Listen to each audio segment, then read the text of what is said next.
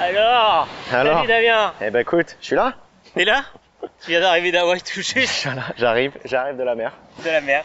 Avec du coup le no-brainer. Voilà, la no-brainer. Je suis hyper content de cette board. C'est board, tu vois, strapless.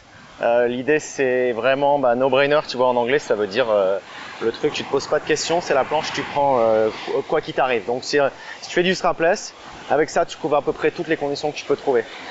Donc tu vois, noseless, donc ça saute super bien, beaucoup de surface ici pour bien prendre l'air dans les sauts.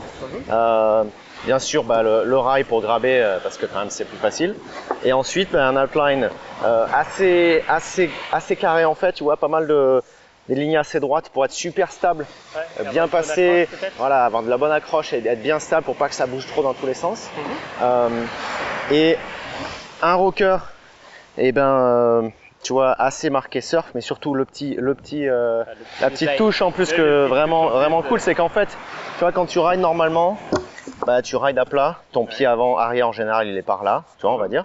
Donc en fait ce que tu fais c'est que tu utilises la partie du rocker qui est ici, tu vois, en gros là, et dès que tu vas sur les vagues, tu vas bouger ton pied arrière, bien derrière du pad, et là tu viens chercher le rocker qui est plus derrière, et tu le sens vraiment dans les turns, tu as un truc qui devient vraiment beaucoup plus, qui ferme mieux les virages, et même tu le sens pour sauter en strapless quand il n'y a pas de vague, tu sais, même pas besoin d'en faire un clapot, en fait ça te donne un petit effet pour pouvoir appuyer plus, ça te donne un peu plus de space.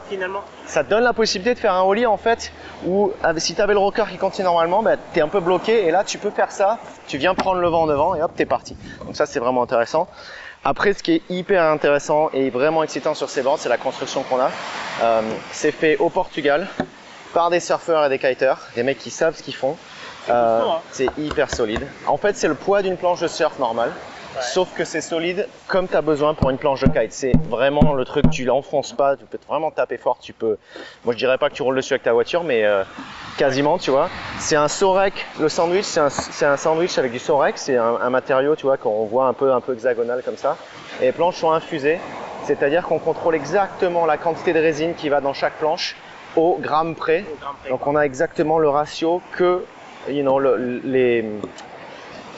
le fabricant de matériaux, de fibres et du Sorek donc on a vraiment des planches hyper solides, légères. Après je vais peut-être oublier un truc pour le... vous avez aussi un trigger carbone. Voilà, un trigger carbone pour gagner un peu. Mais tu vois, on a aussi un flex, c'est quand même intéressant par rapport à des planches qui sont pure sandwich, qui sont un petit peu trop raides à mon goût.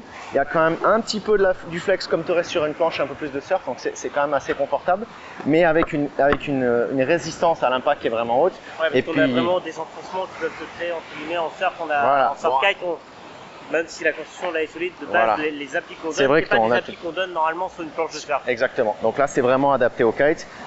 Truc que j'ai oublié aussi, c'est tu vois, on a deux channels ici. Assez profonds qui permettent en fait de rajouter encore un peu de grip, notamment pour quand tu navigues à plat, que tu vas et que tu veux prendre de l'accroche pour aller faire un saut.